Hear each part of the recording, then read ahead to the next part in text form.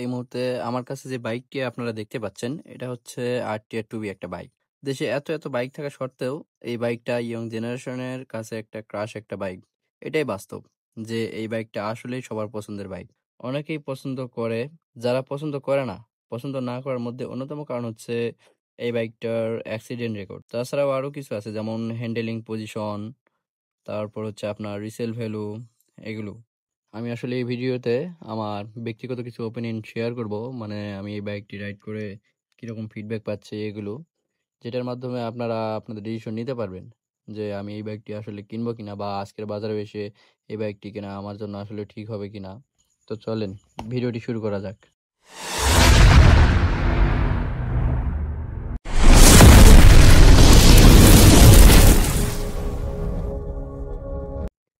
হেই WhatsApp guys, কি অবস্থা সবার, কেমন আছেন? আশা করি সবাই অনেক ভালো আছেন। আপনাদের দোয়ায় আমি অনেক ভালো আছি। এই ভিডিওটি হচ্ছে আসলে তাদের জন্য যারা কিনা আজকের বাজারে এসে চিন্তা করেন যে আরটিআর টুবি বাইকটা আমি কিনবো কিনা, বা আরটিআর টুবি বাইক নিয়ে যারা দ্বিধাদ্বন্দ্বে আছেন তাদের জন্য মূলত আজকের এই ভিডিওটি। মানে ধরেন যে ফুল ভিডিও দেখলে আপনি একটা পূর্ণাঙ্গ ধারণা পেয়ে যাবেন এই বাইক সম্পর্কে। দেশে এত বাইক থাকা সত্ত্বেও এই বাইকটা ইয়ং জেনারেশনের কাছে একটা ক্রাশ একটা বাইক বলা যায়। এটাই বাস্তব যে এই বাইকটা আসলেই সবার পছন্দের বাইক। অনেকেই পছন্দ করে, যারা পছন্দ করে না, পছন্দ না করার মধ্যে অন্যতম কারণ হচ্ছে এই বাইকটার অ্যাক্সিডেন্ট রেকর্ড। তাছাড়াও আরো কিছু আছে যেমন হ্যান্ডেলিং পজিশন, তারপর হচ্ছে আপনার রিসেল ভ্যালু। এইসব কারণে আসলে অনেকে এই বাইকটাকে পছন্দ করে না। কন্ট্রোলিং খারাপ বলতে একেবারে এইরকম না যে খুবই বাজে অবস্থা। আসলে এর যে হ্যান্ডেলিং পজিশন বা সামনের যে মাথার অংশটা, এটা হচ্ছে একটু ভারী। মানে আপনি যখন লং ডিস্টেন্স বা লং ট্যুরে যাবেন বা লং ডিস্টেন্সে রাইড করবেন, তখন আপনাকে এই বাইকটা হ্যান্ডেলিং এর যে বিষয়টা বা হ্যান্ডেল কন্ট্রোলিং এ একটু বাজে ফিল দিতে পারে, বা সেখানে একটু ফিডব্যাক খারাপ হতে পারে। তবে আমার কাছে মনে হয় যে এই বাইকের যে স্পিড আর এই বাইকের যে পাওয়ার, সেই পাওয়ার কাছে এসব কন্ট্রোলিং আসলে কিছুই না। কারণ আমরা আসলে এখন বাইকের স্পিড বা স্পিড বাইক বেশি পছন্দ করি, যেটা আমাদের প্রাইস রেঞ্জের ভিতরে হতে হয়। তো সেইখানে আসলে এই আরটিআর বাইক আপনাকে স্পিড নিয়ে হতাশ করবে না। আর এই কন্ট্রোলিং বলতে আপনি যখন বাইকের মাত্রাতিরিক্ত স্পিড, মানে ওভার স্পিডে গাড়ি চালাবেন, তখন আপনার বাইকটি ক্র্যাশ হওয়ার সম্ভাবনা থাকে। তো আমরা তো মনে করেন স্পিড লাভার, মানে গতি ওঠাতেই ভালোবাসি। আর বাইকে যেহেতু পাওয়ার আছেই, তো রাস্তা যেখানে যেরকমই হোক না কেন, রাস্তা একটু যদি ফাঁকা পাই তাহলে ওভার মাত্রায় স্পিড করি।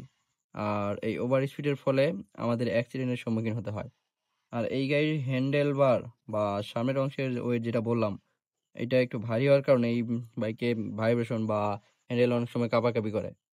তো এই কারণে দেখা যাচ্ছে যে অ্যাক্সিডেন্টের সময় বা হুটহাট কোনো গাড়ি সামনে আসলে যে আচমকা ব্রেক করবেন, এটা আসলে অত সহজে পসিবল হয় না। এটা এই বাইকের অবশ্যই একটা খারাপ দিক বলা যায়, বা খারাপ দিকই বলতে পারেন। আর যে ভাইব্রেশন প্রবলেমের কথা বললাম, আসলে ভাইব্রেশন বলতে আপনি যখন গাড়ি অতিরিক্ত স্পিড বা অতিরিক্ত বলতে গাড়ির স্পিড যখন একটু বেশি হয় তখন একটু ভাইব্রেশন ফিল হয়। যদিও এখন যে টুবি বাইকগুলো আছে, টিভিএস কোম্পানি তাদের এই টুবি বাইকগুলোকে আপডেটের মাধ্যমে এসব ভাইব্রেশন বা কন্ট্রোলিং এর যে বিষয়টা, তারা তাদের এই বিষয়গুলোকে আপডেট করতে পারছে। আপডেট বলতে তারা এই বিষয়গুলোকে সলভ করতে পারছে। সলভ বলতে একেবারে যে নির্মূল করতে পারছে তাও না, কিন্তু আগের থেকে একটু কম হয়। আসলে এইসব কারণে অনেকে এই বাইকটাকে পছন্দ করে না। বা আরো একটা হচ্ছে রিসেল ভ্যালু। মানে আপনি যখন মার্কেট থেকে একটা বাইক কিনে আনবেন, মার্কেট থেকে নতুন কিনে আনার পর বাইকটা যদি কোনো কারণে সেল করতে যান, তাহলে দেখবেন যে তখন বাইকের প্রাইস প্রাইস নেই বলতে প্রাইস অনেক কমে যায়। আসলে রিসেল ভ্যালু নাই বললে চলে এই বাইকের। আপনি মানে সেকেন্ড হ্যান্ড বাইক অনেক কম দামে, নতুনের থেকে অনেক কম দামে অনেক ফ্রেশ সেকেন্ড হ্যান্ড বাইক এই বাইক বাজারে পাওয়া যায়। কিন্তু আমার ব্যক্তিগত ওপিনিয়ন থেকে যদি বলি বা আমার পছন্দের কথা যদি বলি, তাহলে আমার কাছে এই বাইকটা ভালোই লাগে। মানে এই বাইকের স্ট্যান্ডার্ড একটা লুক, তারপর হচ্ছে ধরেন এই বাইকে আসলে মানে এই বাইকে আসলে ছেলে মানসিকতা নাই। আর সামনে থেকে এই বাইকটা দেখতে তো আমার কাছে গর্জিয়াস লাগেই। এছাড়াও আপনি যখন বাইকটাকে রাইড করবেন বা বাইকটা আপনি যখন চালাবেন, তখন আপনাকে যে দেখবে বা আপনাকে সামনে থেকে যে দেখবে তারা খুব সুন্দর ভাবে দেখবে বা সুন্দর ফিল নিবে বা সুন্দর দেখতে পাবে। আর পিছনে যে সিটিং পজিশন আছে সেইখানে আপনি অনায়াসে ২ জন কি অনায়াসে আপনারা চাইলে ৩ জন রাইড করতে পারবেন। আর এই বাইকের যে সাউন্ডের কথা যদি বলি, সাউন্ডটাও অনেক সুন্দর। যদিও আমি সাউন্ডটা আপনাদেরকে এখন শোনাতে পারব না। কারণ সাউন্ডটা আপনাদেরকে যদি শোনাতে যাই, তাহলে আমাকে আবার বাইকটাকে দাঁড় করাতে হবে।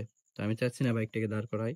আমি চাচ্ছি বাইকটাকে এক রাইডের মাধ্যমেই একটা ভিডিওতেই শেষ করি।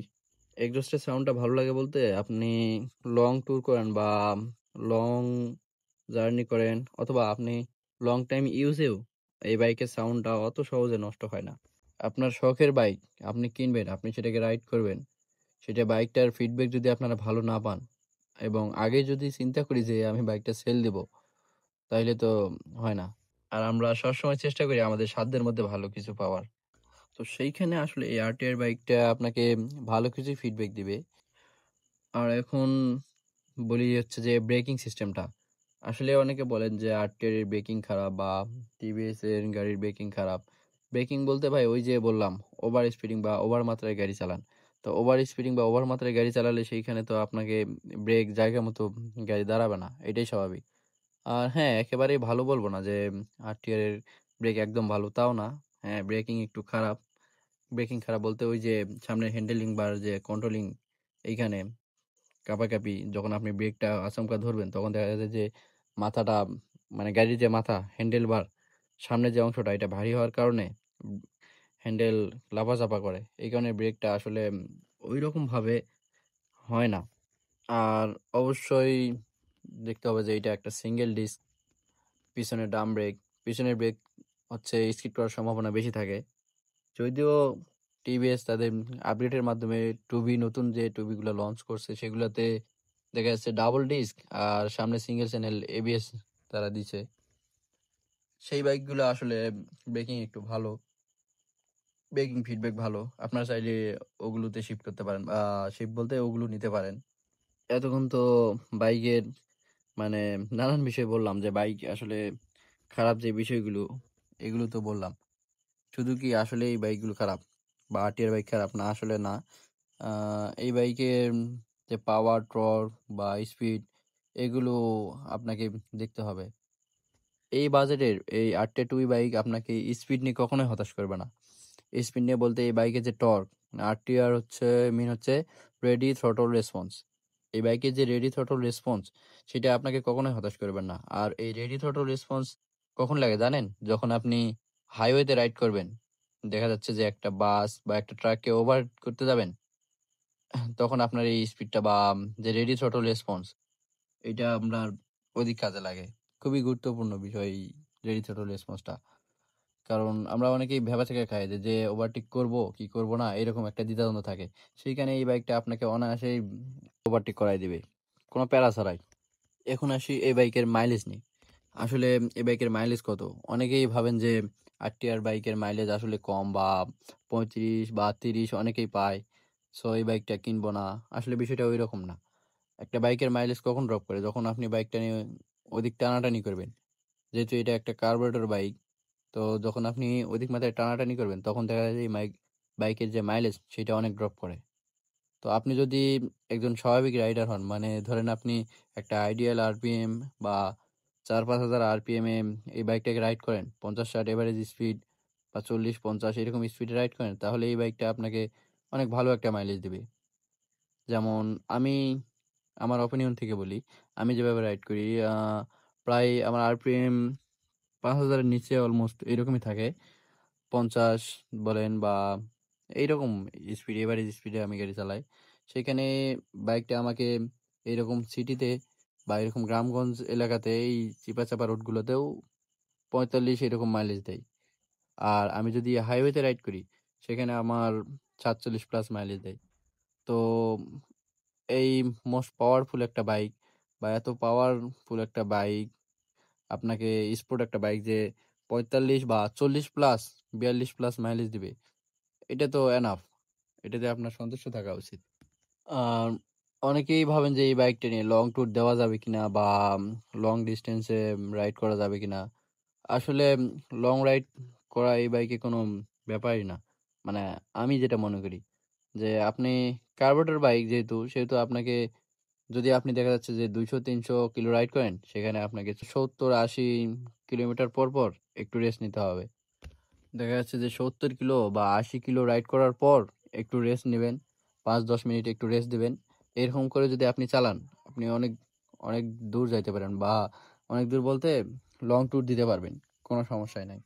আমি যদি বা আপনি যদি আমাকে বলেন যে ভাই এটা নিতে সাজেস্ট করবেন কিনা?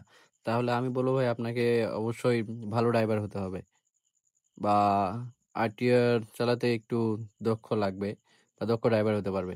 মানে বিষয়টা এরকম যে কন্ট্রোল করতে পারে সেই তো একটা বাইকে টানতে পারবে। নাকি? বিষয়টা এইরকমই। আর এই 150 সিসি সেগমেন্টের যে বাইকগুলো আছে, সেই বাইকগুলির সাথে যদি কম্পেয়ার করেন তাহলে আপনারা প্রাইস রেঞ্জ হিসেবে এই বাইকটা নিতে পারেন। মানে পাওয়ারের দিক থেকে, স্পিডের দিক থেকে বলেন, সেদিক থেকে অনেক ভালো একটা বাইক। অনেকেই ব্রেকিং, কন্ট্রোলিং এগুলো নিয়ে হয়তোবা ভয় করে বা দ্বিধাদ্বন্দ্বে থাকে। আসলে ব্রেকিং, কন্ট্রোলিং যে বিষয়গুলো, ওগুলো আগের মডেলের যে আরটিআর বাইকগুলো ছিল, ওগুলোতে বেশি ছিল। কিন্তু ধারাবাহিকভাবে আপডেটের পর টিভিএস তার বাইকগুলোকে আপডেট করতে সক্ষম হয়েছে আরকি। মানে এই বাইকগুলো যে কন্ট্রোলিং এর বাজে অবস্থা ছিল বা ব্রেকিং এর যে বাজে অবস্থা ছিল, সেগুলো তারা সলভ করতে পারছে। বা আপনারা চাইলে এবিএসটাও নিতে পারেন। মানে টুবির যে এবিএস ভার্সন, সেটা আসলে নিতে পারেন।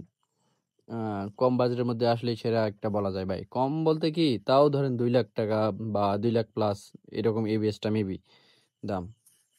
তবে ৳2,00,000 বাজেটে বাইকটা আসলে খারাপ না। আমি আপনাদেরকে আসলে এই বাইক সম্পর্কে খোলামেলা একটা রিভিউ দিলাম। যদিও অনেকেই এরকম রিভিউ হয়তো দেয় না বা এরকম খোলামেলা ভাবে কেউ বলতে চায় না। কিন্তু আমি আপনাদের কাছে খোলামেলাভাবে এইজন্যই বললাম যে, আপনারা যেহেতু একটা বাইক কিনবেন বা টাকা দিয়ে একটা বাইক কিনবেন, সেই বাইকটা আসলে আপনার জন্য কেনা ঠিক হবে কিনা বা আপনি এই বাইকটাকে রাইড করে সেরকম ভালো ফিডব্যাক পাবেন কিনা, এই সম্পর্কে যেন একটা পূর্ণাঙ্গ ধারণা পান। এইজন্য এইরকম একটা খোলামেলা রিভিউ আপনাদেরকে দিলাম। এরকম খোলামেলা রিভিউ আপনাদের কাছে কেমন লাগছে সেটা অবশ্যই আপনারা কমেন্ট করে জানাবেন। আর আপনারা কি রিলেটেড ভিডিও চান বা আপনারা কি ধরনের ভিডিও চান সেগুলো অবশ্যই কমেন্ট করে জানাবেন এবং চ্যানেলে নতুন হলে চ্যানেলটাকে অবশ্যই সাবস্ক্রাইব করবেন এবং আমার জন্য দোয়া করবেন যাতে আপনাদেরকে নিয়ে ভালোভাবে সামনে এগোতে পারি। দেখা হবে নেক্সট কোনো ভিডিওতে। খোদা হাফেজ।